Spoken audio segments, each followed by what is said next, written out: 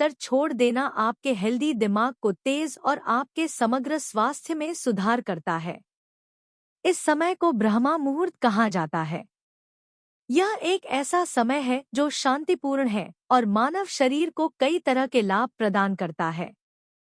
ब्रह्मा मुहूर्त सूर्योदय से ठीक 1.5 घंटे पहले भोर का समय है, जिसे ऋषि सुबह उठने के लिए एक शुभ समय होने का दावा करते हैं। ब्रह्मा मुहूर्त ब्रह्मा का समय है, जो प्राचीन, पवित्र और बेदाग है और प्रार्थना के लिए सबसे अच्छा समय है। सूर्य की लय के अनुसार जल्दी उठना और अपनी एक्टिविटी को समकालिक करना कई लाभ प्रदान करता है। ब्रह्मा मुहूर्त किसी खास ध्यान विधि, योगा और तमाम तरह के जादुई अनुभवों का नाम नहीं है, जैसा कि समाज में लोगों के बीच ब्रह्मा मुहूर्त को लेकर धारणा देखने को मिलती है। ब्रह्मा मुहूर्त न तो हमें खास तरह के अनुभव दे सकता है, न ही इससे हम अलौकिक शक्तियां पा सकते हैं। अब प्रश्न है, फिर क्या लाभ हुआ ब्रह्मा मुहूर्त का? ये समझने के लिए आपको फिर से ब्रह्मा मुहूर्त का सच्चा अर्थ जानना होगा। जो समय सत्य की सेवा में, सत्य को जानने में लगाया गया हो, वो ब्रह्मा मुहूर्त होता है। और ये समय खास इसलिए है क्योंकि इंसान के दुखों को हटाकर उसे आनंदित जीवन जीने में सच्चाई काम आती है। उदाहरण के लिए, आप किसी सत्संग में जाते हैं जहां भगवद गीता, उपनिषद, गुरुवाणी जैसे ग्रंथों का पाठ होता है। इन ग्रंथों को समझने पर आपको मालूम होता है कि ऋषि, मुनि, संत, ज्ञानी हमें बता गए कैसी जिंदगी जीनी चाहिए और हम जी कैसे रहे हैं। आपको पता चल गया कि आपकी लाइफ में जो टेंशन है उसका कारण क्या है, और साथ ही आपको समस्या का समाधान भी मिल गया। तो सोचिए, जब 1 घंटे का सत्संग आपकी पूरी जिंदगी का हाल बदल सकता है, तो फिर जो व्यक्ति रोजाना सत्य की सेवा में कर्म करता है, बताइए उसका जीवन कितना आनंद से भरा होगा। इसलिए कहा जाता है कि जहाँ कहीं भी सच्चाई दिखाई दे, जान लेना वो समय आपके लिए ब्रह्मा मुहूर्त हो गया। ब्रह्मा मुहूर्त का रहस्य, विशेष अनुभवों की सच्चाई। ब्रह्मा मुहूर्त को अक्सर किसी खास समय से जोड़कर देखा जाता है। लोगों की दृष्टि में सूरज उगने से ठीक 1.5 घंटे पहले का समय ब्रह्मा मुहूर्त होता है और इस समय उठना बेहद फायदेमंद होता है। आइए जानते हैं इस बात में कितनी हकीकत है।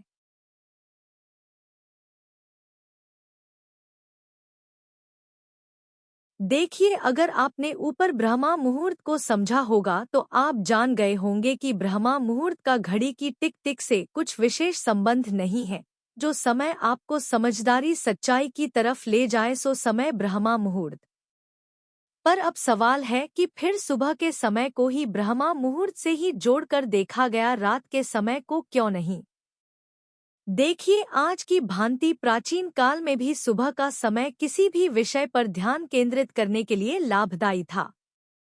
सुबह के समय ऋषि मुनि बैठकर परमात्मा का ध्यान करते थे। आप कह सकते हैं कि सत्य की वार्ता करते थे, क्योंकि पर्यावरण और मन के लिए यह समय अनुकूल था।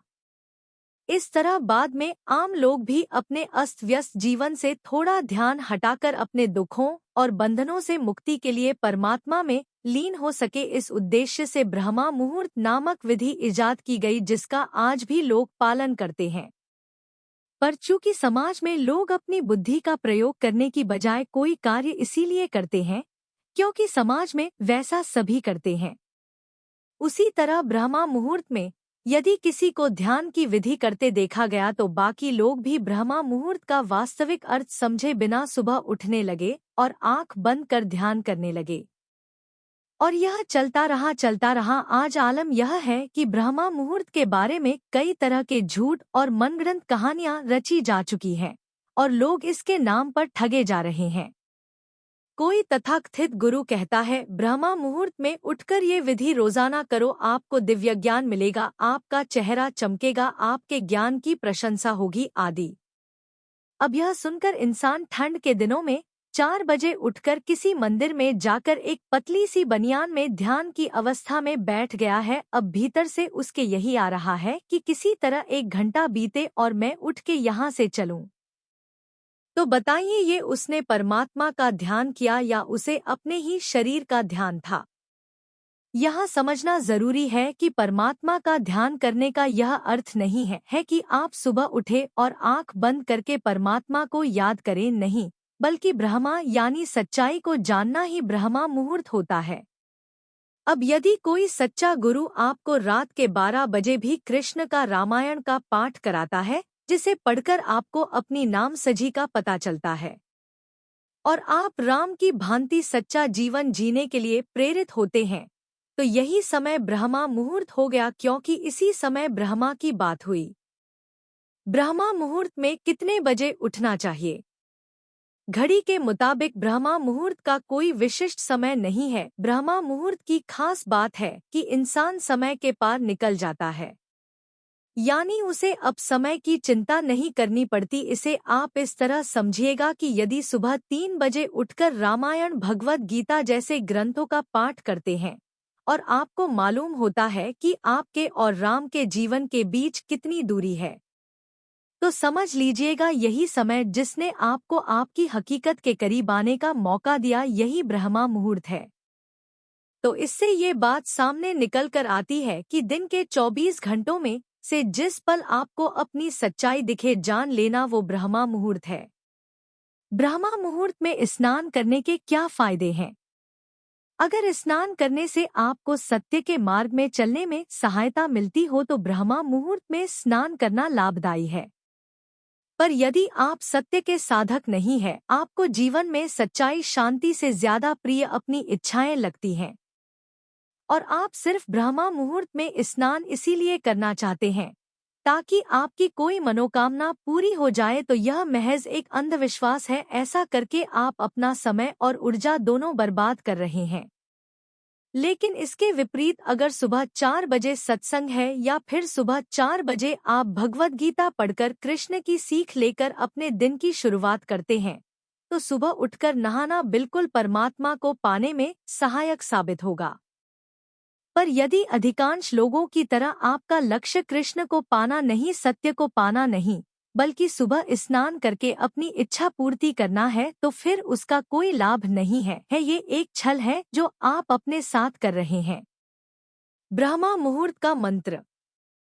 ब्रह्मा मुहूर्त किसी मंत्र जाप या विशेष तरह की विधि अपनाने का नाम नहीं है। कोई कहे मैं सुबह ब्रह्मा मुहूर्त में शिव जी या हनुमान जी का कोई मंत्र जाप करता हूँ, हनुमान चालीसा पढ़ता हूँ ताकि मुझे कोई दिव्य अनुभव हो, तो आपको सच्चाई जानकर हैरानी होगी कि यह सब छलावा है। जी हाँ, ठीक उसी तरह जैसे कोई 20 वर्षों से सुबह 4 बजे उठकर हनुमान चालीसा पढ़े और उसके बावजूद उसके जीवन में बेचैनी, डर, लोभ, लालच आपको दिखाई दे, तो आप हैरान हो जाएंगे कि ये तो बड़ा धार्मिक इंसान है जो हर मौसम में नियम कायदे नहीं तोड़ता। पर जब आप उस इंसान की जिंदगी के और करीब आएंगे तो आप पाएंगे वह इंसान एक व्यापारी है जो 2 घंटे सुबह ध्यान के बाद अपने काम धंधे में बैठ जाता है और फिर पूरा दिन यही कोशिश करता है किसी तरह लाभ कमा लूं।